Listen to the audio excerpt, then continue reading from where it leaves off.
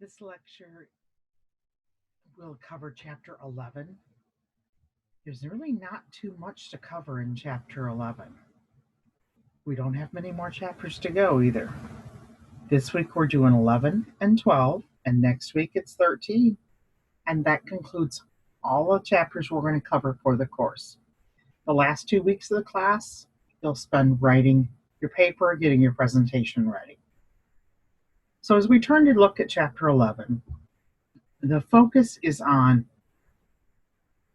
determining the cost of taking on a project. When they talk about projects, they're generally talking about things like buying a new piece of equipment, constructing a building, getting into some kind of investment opportunity.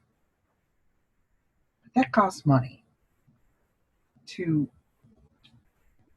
come up with the money, depending on the type of company, you just have a few sources. If it's a sole proprietorship, the sources are very limited. Go get a loan, or the owner has to bring in the money. Private savings account that he wants to, or she wants to convert into an investment into the business. So the business will have additional capital to be able to take on these new projects. A partnership's pretty much the same thing. They can go get a loan, or each of the individual owners can bring in some new money to the business. They can even bring in another owner. But bringing in another partner leads to its own set of problems. You've now got another personality added in the mix. Somebody else is going to have their say in what's going on in the company. Corporation has it a little easier. They, again, can get a loan, which we're going to, in this chapter, call debt, because they're taking out more debt in order to finance a project, or they're going to sell stock. Two kinds of stock. They could sell preferred stock or common. The differences between these really have to do with what benefits the stockholder gets from either type of stock. Common stock gives the stockholder the right to vote, so it gives them some power. Generally, people are buying common stock for the hope that the stock price will rise tremendously. So to keep the stockholders happy, corporations need to be doing things in order to help the stock prices rise and balance that with providing them some dividends. Preferred stockholders are generally buying their shares of stock in this corporation or giving their money to the corporation in order to get one of these preferred shares of stock in order to have a nice, steady income stream of dividends. Because preferred stock has dividends that are a little more locked in. There's a set amount for the dividend. It's stated right on the share of stock. If the company is unable to pay the dividend in that particular accounting period, quarter of the year, half a year, the company is obligated in most cases to catch up the unpaid dividends from prior periods in any future period. So the stockholder may be postponed in getting their dividend, but generally they get their dividend. So now flipping back to this perspective of the company, whether it's debt or common or preferred stock, there are costs. If the company wants to borrow money, take on debt in order to finance their project, they have to pay interest on the loan. They do get some tax savings sometimes, but still there's a substantial amount of interest that needs to be paid. And of course, debt must be paid. No matter whether you have a good year or a bad year, you still got to make the payments on the loan. With stock, your payments go in the form of dividends and hopefully an increase in the price of the stock, so the stockholder feels like they're benefiting in that way also. So there are costs associated with that type of stock and that type of financing. The chapter is going to be full of calculations on how to figure out the exact cost of debt, cost of common and preferred stock. You will not need to know how to do those. all the problems you're going to be given will tell you the cost of each of these.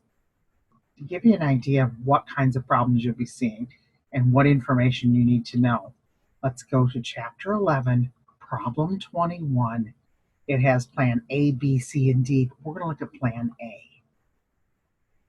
In Plan A, the company is considering how it wants to finance something that it's going to be doing. And instead of thinking that they were going to borrow all the money to do the project or sell only stock in order to finance the project, they're probably going to be doing a mix of all three types. But the difference between the four plans is the proportions of each type of financing. So let's look at Plan A. They say that they're going to take out some debt and that 30% of all the money they need to borrow will need in order to do this project will come through loans.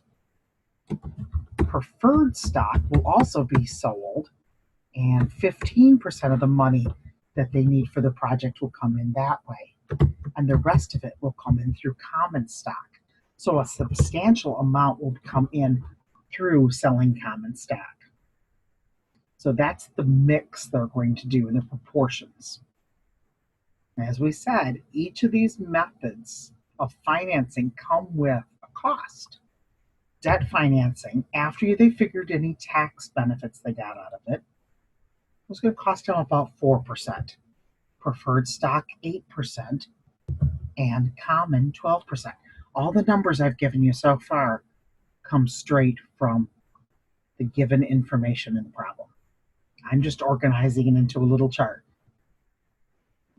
What we're going to do is say that in Plan A, with this mix, what is the average cost of capital? It's going to be somewhere between 4 and 12%, but instead of just adding these and averaging them, we're weighting them dependent on the proportion of the financing that's going to be used in that method. So to do that, all we're going to do is multiply 4% and 30%. 4% times 30%, and we'll stretch that down so it does it for each of those types of financing, and we'll total it up. And it's going to cost 9%. That's our weighted average cost of capital under Plan A.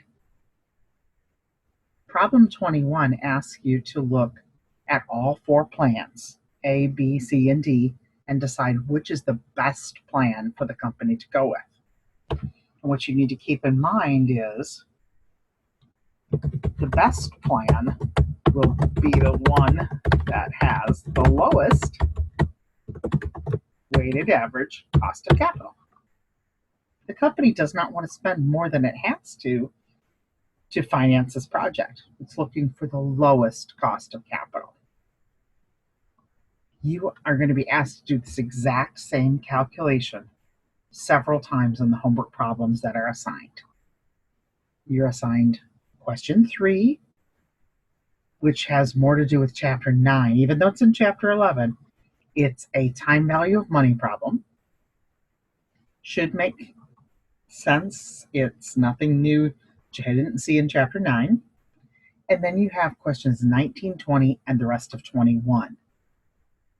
Each of them ask you to compute the weighted average cost of capital.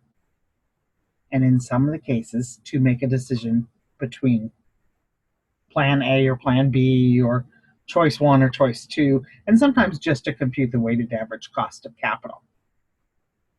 So I think with this information, you should be able to complete the Chapter 11 homework. And there is a separate video for a synopsis of Chapter 12 and the homework involved there. I'll be sending out this spreadsheet. It has both Chapter 11 and Chapter 12 in it, and uploading this video. If you have any questions, you know how to find me. Good night.